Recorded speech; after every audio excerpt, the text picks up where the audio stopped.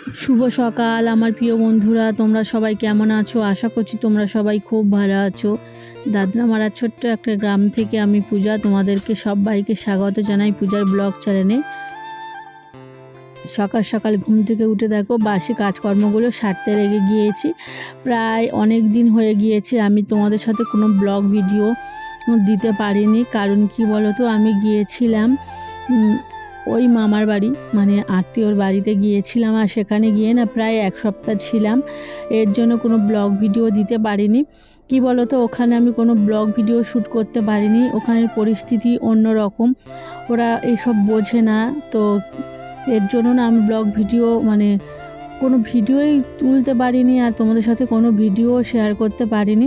খুব খারাপ লাগছিল। বাড়ি ফিরে এসেছি, আর এই ভিডিওটা ছিল আমি যেদিনকে মামার বাড়ি গিয়েছিলাম তার আগের ব্লগ। তো আমি ঠিকমতো এডিট করতে পারিনি, যেহেতু আমি প্রায় 1 বছর পরে গিয়েছিলাম ওদের সাথে, কিছুদিন ধরে ওদের সাথে সময় কাটিয়েছিলাম।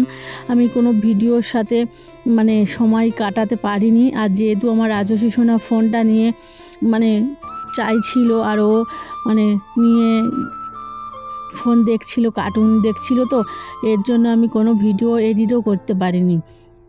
2টো শর্ট ভিডিও আপলোড দিয়েছিলাম।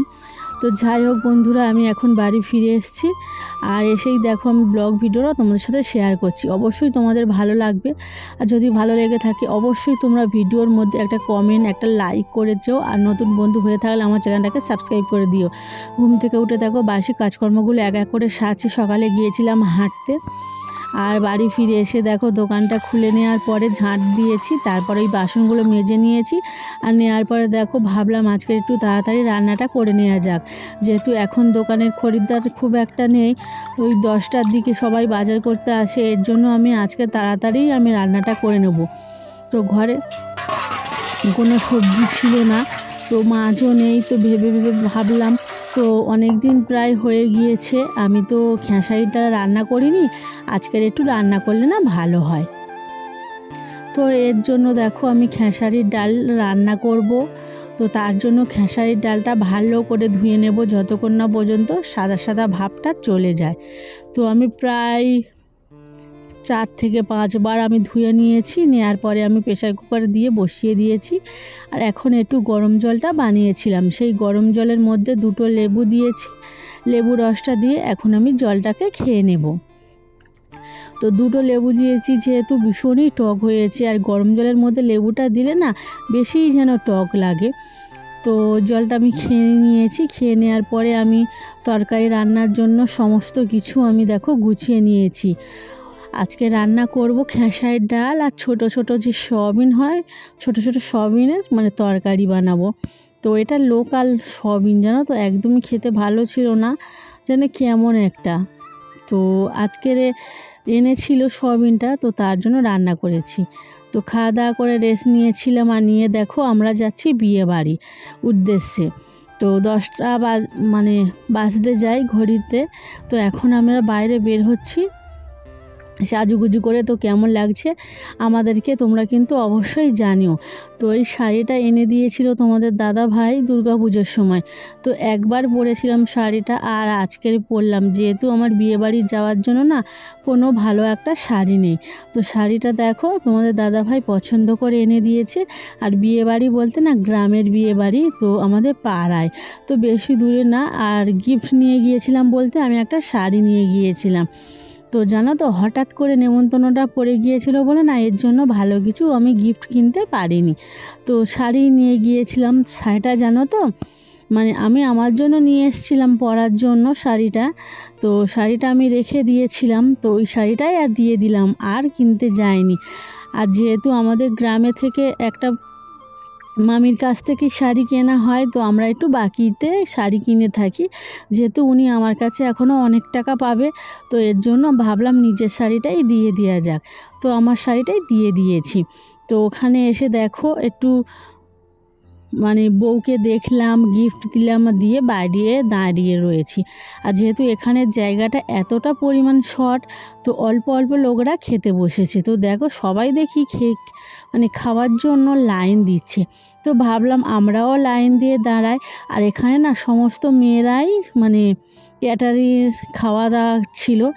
আর অল্পই দেখতে পাচ্ছ তো, জায়গাটা একদম ছোট, সবার পিছনের লোক সব দাঁড়িয়ে পড়েছে। তো দেখা যাক এই সিটটা পাওয়া যায় কি না। তো অনেক কষ্ট করার পরে না সেই সামনে সিটটা পেয়েছি। এখানে সিটটা না বোর্ডের মতো, একটু ভালোভাবে বসতে পারছিলাম না। তো যাই হোক, দেখো যেই জায়গাটা পেয়েছি সেই জায়গাটা নিয়ে নিয়েছি। তো দেখো প্রথমে দিয়েছে ভাত, ডাল আর আলু ভাজা দিয়েছে। তো ওটাই প্রথমে আমি খেয়ে নিচ্ছিলাম। আর আমাদের দেখে না অনেকে হাসাহাসি করছিল। তো হাসাহাসি করুক, তো তাদের মন্তব্য তারা করতে পারে, তো আমরা আমাদের মতন করেই থাকবো। তো এখানে দেখো আমরা বসার পর অনেকে না লাইন দিয়ে দাঁড়িয়েছিল, বসতে পারেনি। আমার মারা এসছে দেরিতে, আমরা যে সিটে বসেছিলাম তো সেই সিটে আমার মা, দিদা, ঠাকুমাকে বসিয়ে দিয়েছি। যদি না আমরা উঠে যেতাম আর আমাদের পিছনে যদি না মারা দাঁড়িয়ে থাকতো, তাহলে ওদের হয়তো মানে এই ব্যাচটাই বসতেই পারতো না। তো আমাদের সবাইকে আইসক্রিম দিয়েছে। তো ভাবলাম এখানে দাঁড়িয়ে আইসক্রিমটা খাওয়া যাক। তো সোনামা না এই ড্রেসটা পরে ভীষণ খুশি হয়েছে। তো ড্রেসটা পরে না ভীষণ নাচানাচি করছিল। আর আমরা দেখো দাঁড়িয়ে দাঁড়িয়ে এখন আইসক্রিমটা খেয়ে নেব, তারপর দাঁড়িয়ে থাকবো। তো জানো তো এখনও 10:30 মতো বাজে, কিন্তু এখনও মানে কন্যাযাত্রীর লোকেরা কেউ আসেনি, জানো তো। তো ওদের বাড়ি কলকাতার দিকে, কিন্তু কোন জায়গায় জানি না। আর এখানে দেখো ভালো ভালো গান হচ্ছিল বিয়ে বাড়িতে। তো নানা রকম সুন্দর সুন্দর গান দেয় না, তো রাজস্বী সোনা দেখো নাচছিল। আমি ওকে বলছিলাম ভালো করে নাচো, কিন্তু নাচছিল না, আমার কাছেই দাঁড়িয়ে দাঁড়িয়ে নাচছিল। তো আমার ভীষণ শখ ছিল আমার একমাত্র মেয়েকে আমি নাচ শেখাবো, মানুষের মতন মানুষ করে তুলবো, যতই আমার কষ্ট হোক না কেন। কিন্তু ওকে না আমি বারবার নাচ শিখতে নিয়ে যাচ্ছি, ও সেখানে গিয়ে নাচ শিখতে চায় না, দাঁড়িয়ে থাকে, নানা রকম উল্টোপাল্টা বদমাইশ করে।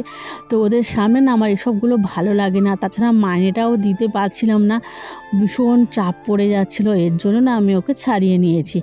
আর দেখো এই হলো কন্যাযাত্রীর লোকেরা, ওরা দেখো কত রকমের উপহার, নানা রকম তত্ত্ব সব নিয়ে এসছে, নানা রকম সন্দেশ, মিষ্টি, কোল্ড ড্রিঙ্কস, পুতুল, এগুলো সব নিয়ে এসছে, লজেস দিয়ে কত সুন্দর করে সব সাজিয়ে নিয়ে এসছে। তো যাই হোক, আমাদের তো এভাবে অনুষ্ঠান করে বিয়ে হয় না, তো সবাই দেখে না ভীষণ ভালো লাগে। তো যাই হোক দেখো এখানে অল্পই লোক এসেছিলো, যেহেতু আমাদের গ্রামের মতো অনেক লোক কিন্তু যায় না বিয়ে দিতে। তো ওরা এসেছিলো ওই 10 থেকে 12 জন হবে। আর দেখো আমরা এখনও দাঁড়িয়ে রয়েছি, একটু পরেই বাড়ি চলে যাব। তো তোমাদের ভিডিওটা কেমন লাগলো বন্ধুরা, অবশ্যই তোমরা কমেন্টের মাধ্যমে জানিও। আর আমার পাশে থেকো, একটু বেশি বেশি করে ভালোবাসা দিও, যাতে আমি এগিয়ে যেতে পারি। আজ তবে আসি, কাল অবশ্যই তোমাদের সাথে দেখা হবে। Tata, bye bye, good night.